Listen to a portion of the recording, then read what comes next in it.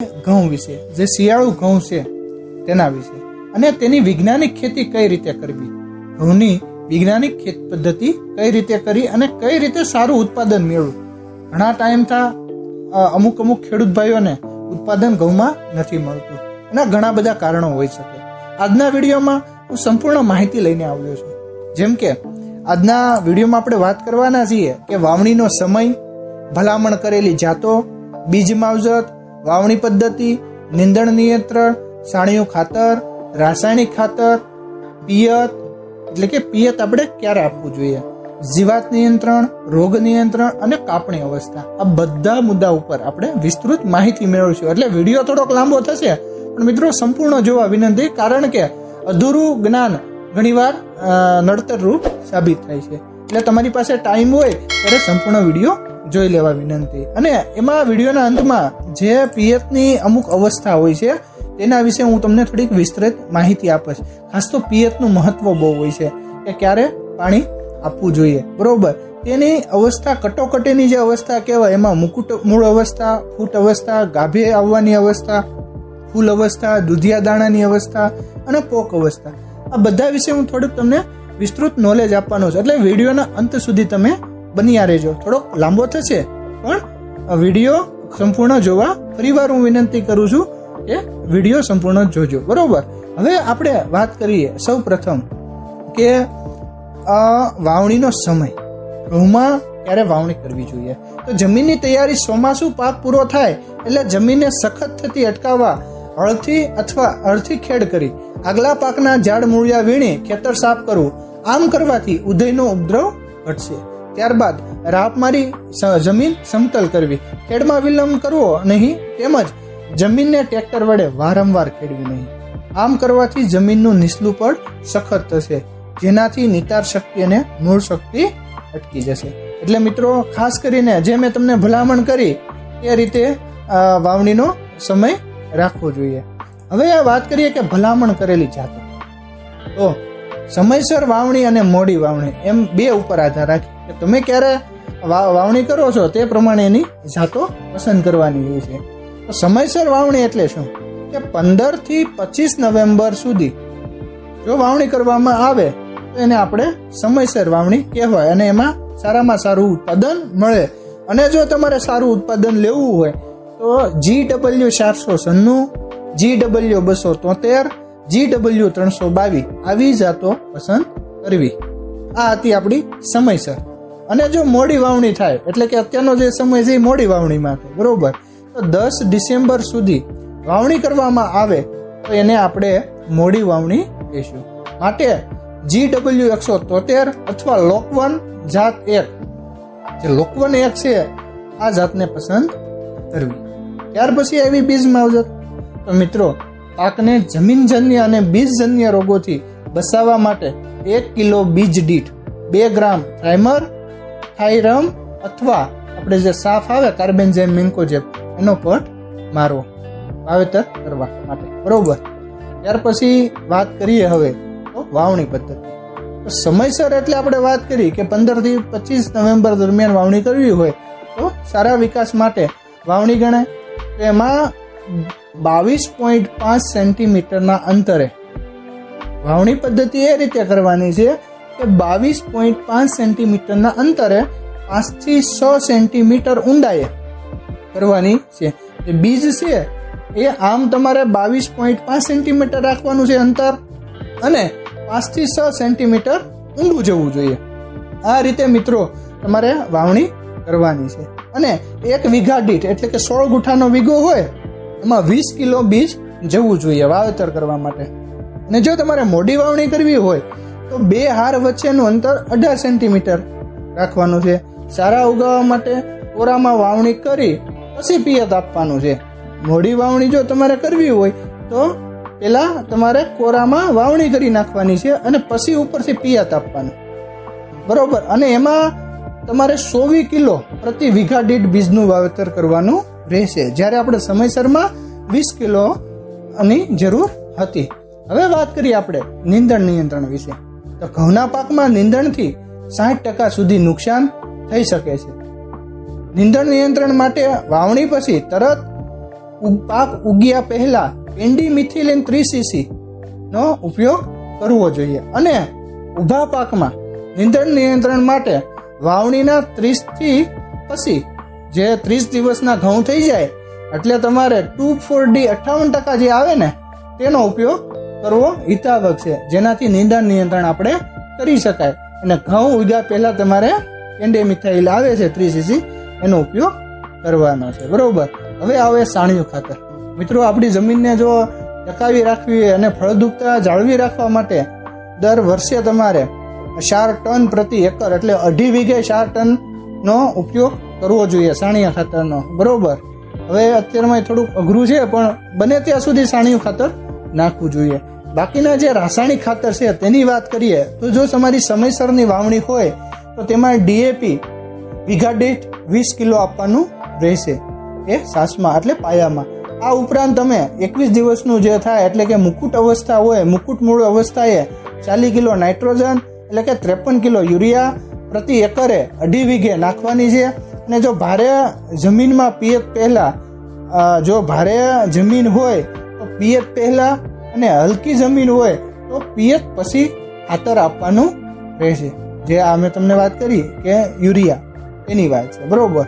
અને મોડી વાવણી એટલે 25 નવેમ્બર થી 10 નવેમ્બર સુધી જો તમે વાવણી કરી હોય તો 16 કિલો ફોસ્ફરસ એટલે કે આપણે 100 કિલો SSP સિંગલ ફોસ્ફેટ જે 16 કિલો ફોસ્ફરસ પ્રતિ એકર મુજબ વાવણી સમયે સાસમાં આપવાનું રહેશે. આ ઉપરાંત 16 કિલો નાઇટ્રોજન, 35 કિલો યુરિયા એટલે 16 કિલો નાઇટ્રોજન એટલે કે 35 કિલો યુરિયા વાવણીના 21 દિવસે અને 35 દિવસે એમ 2 વાર આપણે આપવાનું રહેશે. અને જો તમારે ઝીંકની ઉણપ જણાય તો 3 કિલો ઝીંક સલ્ફેટ પ્રતિ એકરે આપવાનું રહેશે. બરોબર. હવે વાત કરીએ આપણે પિયત. ખૂબ જ મહત્વનું.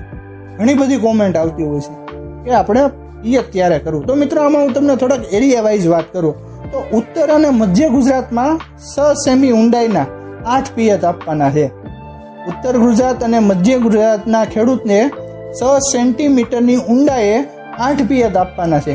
એમાં પ્રથમ પિયત છે ને ઓરવણાનું, અને બાકીના 7 પિયત 21 દિવસે, ત્યાર પછી 35 દિવસ, 45 દિવસ, 56 દિવસ, 67 દિવસ અને 78 અને લાસ્ટમાં 91 દિવસે આપવાનું છે.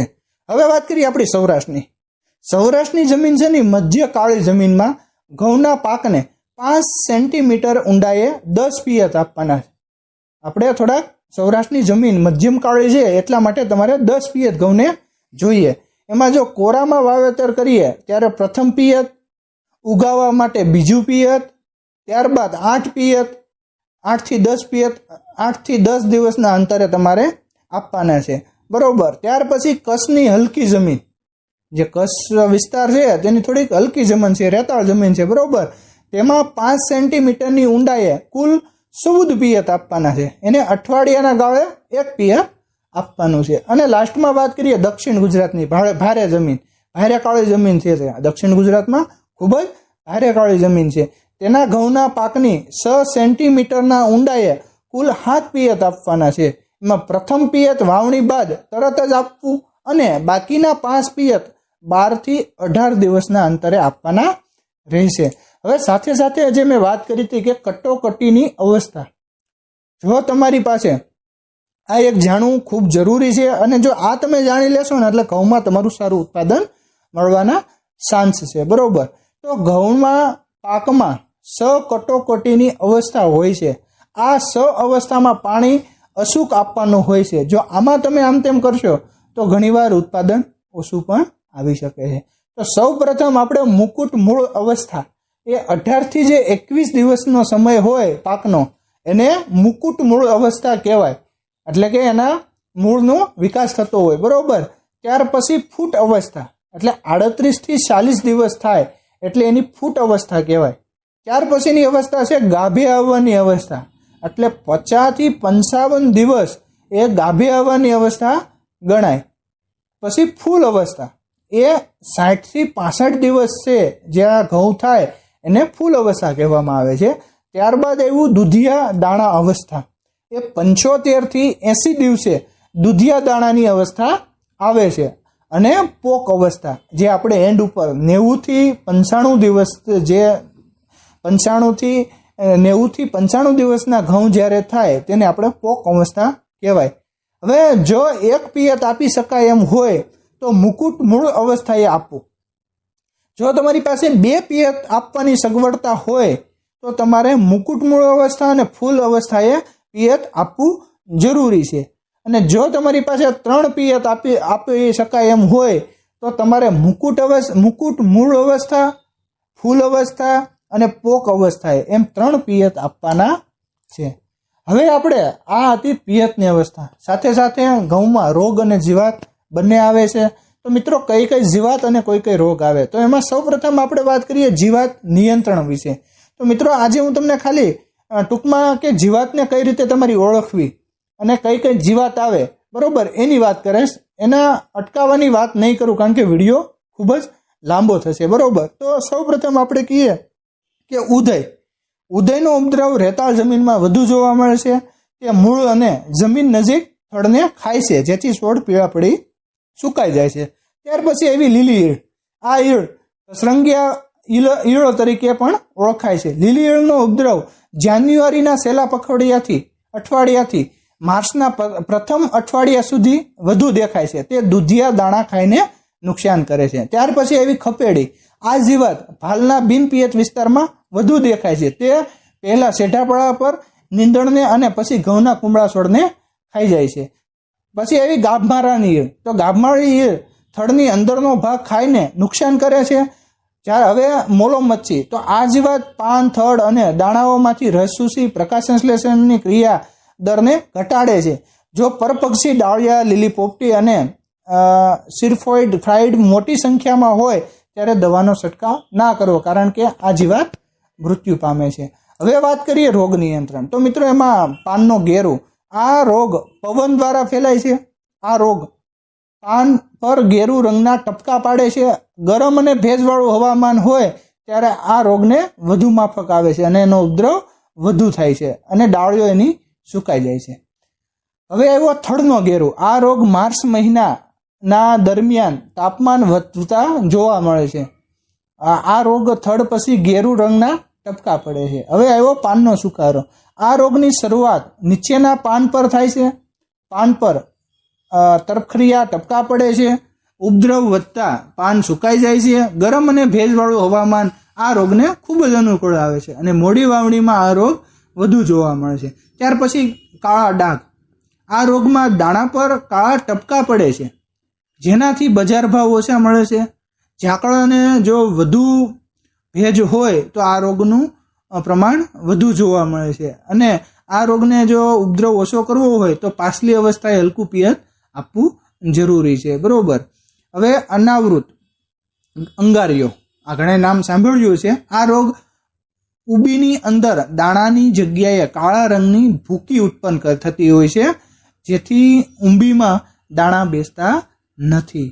આ તે આપણી રોગ જીવાત. હવે વાત કરીએ કાપણી અવસ્થા. તો મિત્રો ઘઉંનો પાક 110 થી 15 દિવસમાં પાકી જાય છે. પછી વેરાયટી ઉપર ડિપેન્ડ કરે છે, બરોબર, કે કેટલા દિવસે પાકે છે. હવે જ્યારે છોડ બદામી કલરના થઈ જાય ત્યારે કાપણી જમીનથી 2 થી 3 ઇંચ ઉપરથી કરવી જોઈએ. દાણા ખરવાતું જો નુકસાન તમારે અટકાવવું હોય તો બને ત્યાં સુધી ઘઉં પીળા પડી જાય અને થડ સુકાઈ જાય ત્યારે વહેલી સવારે અથવા મોડી સાંજે જ્યારે ઠંડી રત હોય ત્યારે તેની કાપણી કરવી જોઈએ. જો મિત્રો તમને આમાં કાંઈ પ્રશ્ન હોય તો આ કોમેન્ટ બોક્સમાં જરૂર કોમેન્ટ કરવા વિનંતી, અને પસંદ આવ્યું હોય તો શેર કરજો. સાથે સાથે કોમેન્ટમાં લખજો જય જવાન જય કિસાન. અસ્તુ.